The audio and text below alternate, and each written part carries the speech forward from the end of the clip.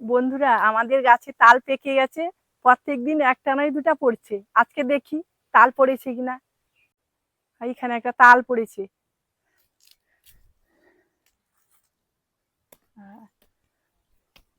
কাদা লেগে গেছে, বৃষ্টি হয়েছিল।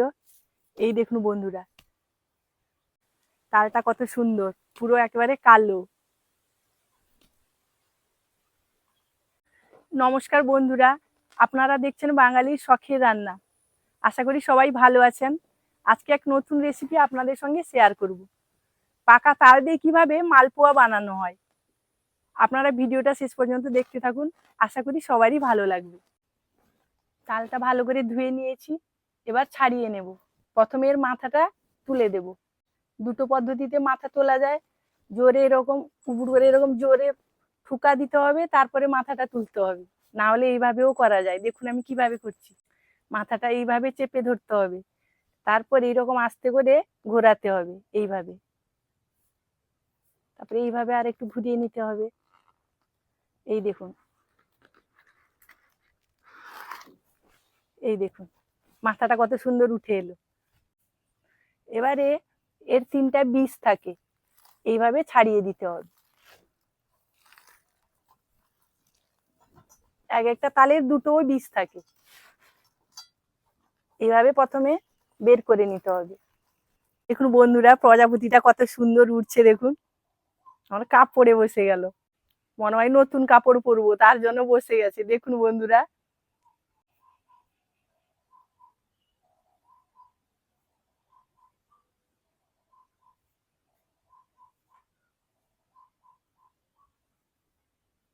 এবারে ওপরের খোসাগুলো ছাড়িয়ে নেব।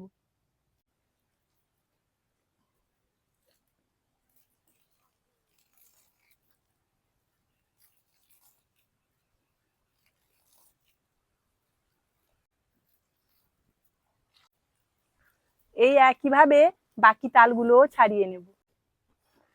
এবারে তালের পাল্পটা বের করে নেব। একটা বাঁশের ঝুড়ি নিয়েছি, ভালো করে ধুয়ে নিয়েছি। এবারে এর উপরে রেখে দেব, দিয়ে ওপর থেকে এখানে একটু জল দিয়ে দেব।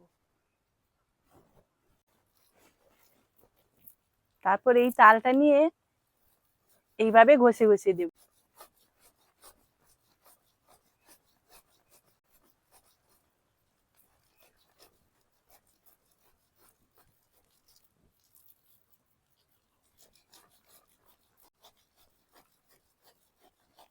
এইভাবে তালের বাকি আটিগুলোও বের করে নেব।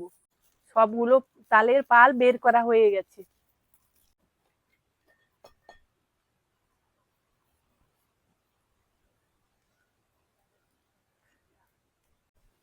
এই দেখুন বন্ধুরা, আমাদের এইটুকু পাল্প বেরিয়েছে। কত সুন্দর পাকা তালের কালারটা দেখুন। এই ঝুড়িতে তালটা ঘষে নিলে আর আঁশটা বের করতে হবে না আলাদাভাবে। এটার ভিতরে আঁশটা থেকে যায় এবং পরিষ্কার ভাবেই হয়ে যায়। এই দেখুন কত সুন্দর ভাবে হয়ে গেছে। দেখুন কত সুন্দর পরিষ্কার। এটার ছাঁকারও কোনো দরকার নেই। তালের মালপোয়ার জন্য এক বাটি সুজি নিয়ে নিয়েছি। আগে থেকে 1 গ্লাস গরুর দুধ গরম করেছিলাম, ঠান্ডা হয়ে গেছে। এবার এর মধ্যে দিয়ে দেব।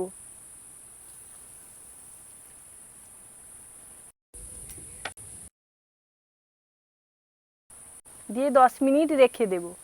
এই দেখুন 10 মিনিটের পর সুজিটা কত সুন্দর ফুলে গেছে। এবারে এতে এই বাটিতে 3 বাটি ময়দা দিয়ে দেব।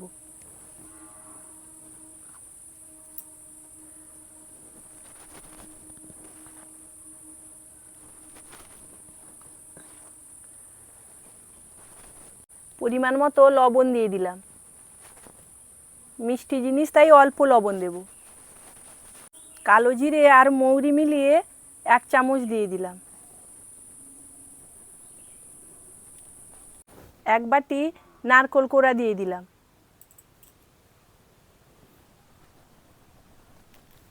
এইটুকু তালের পাল্প দিয়ে দিলাম। এই বাটিতে 2 বাটি চিনি দিয়ে দেব।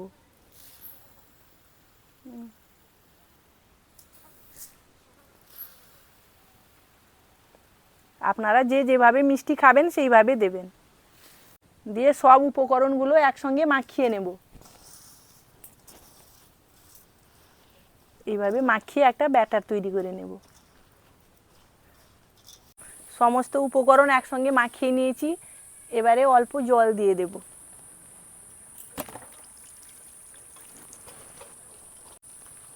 আপনারা নারকেল কোড়ার বদলে নারকেল কুচিও দিতে পারেন।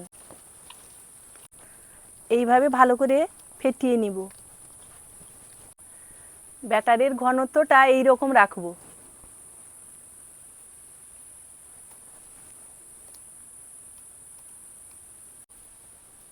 ব্যাটার আমাদের পুরোপুরিভাবে রেডি হয়ে গেছে। এবার উনুনটা ধরিয়ে নেব। উনুন ধরিয়ে নিয়েছি, এবার কড়াইটা বসিয়ে দিলাম। এবার কড়াইতে সাদা তেল দিয়ে দেব।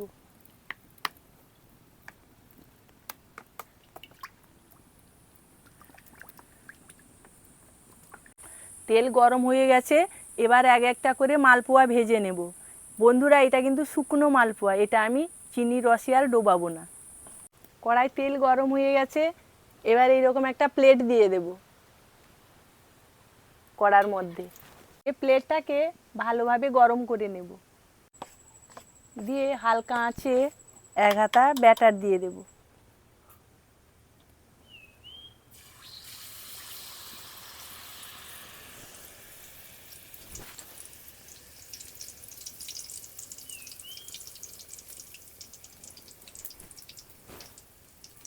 এই দেখুন কত সুন্দর ভেসে উঠেছে।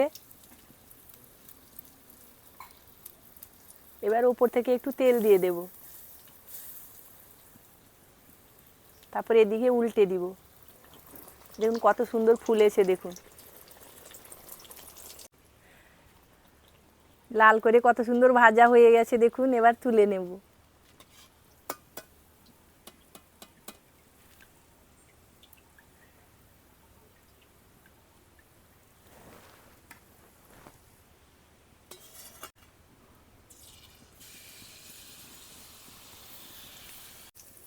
এই দেখুন বন্ধুরা কত সুন্দর ফুলে গেছে আর প্লেট থেকে ছেড়ে এসছে।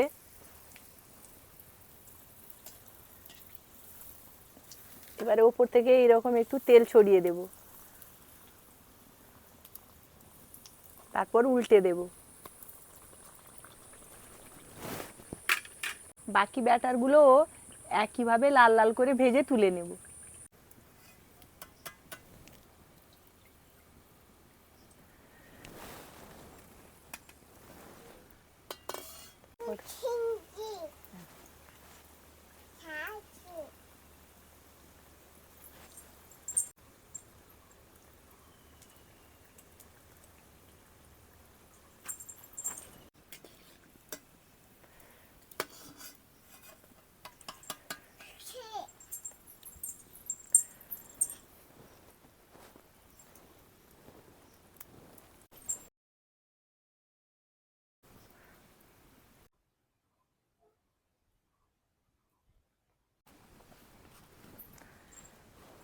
মা একটা খাও দেখি শুকনো মালপোয়া কেমন হয়েছে। রিনি খাও, হ্যাঁ খাও।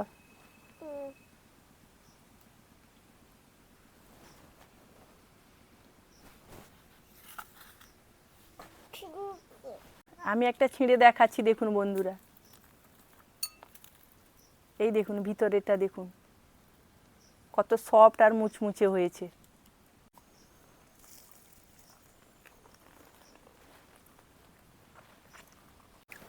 বর্ষাকালে পিঠে পুলি খেতে কার না ইচ্ছে হয় বলুন। তার মধ্যে যদি থাকে শুকনো মালপোয়া তালের, মানে পুরো জমে যাবে আর কি। এত সুন্দর লাগছে খেতে, কি বলবো বন্ধুরা। আপনারা একবার হলেও বাড়িতে ট্রাই করে দেখবেন, তারপর কমেন্টে জানাবেন খেতে কেমন লাগলো। মা কেমন লাগছে খেতে? ভালো হয়েছে, খুবই ভালো। রিনি Taste ভালো ভালো। লাগছে? ভালো ভালো। সবাই সুস্থ থাকবেন, ভালো থাকবেন।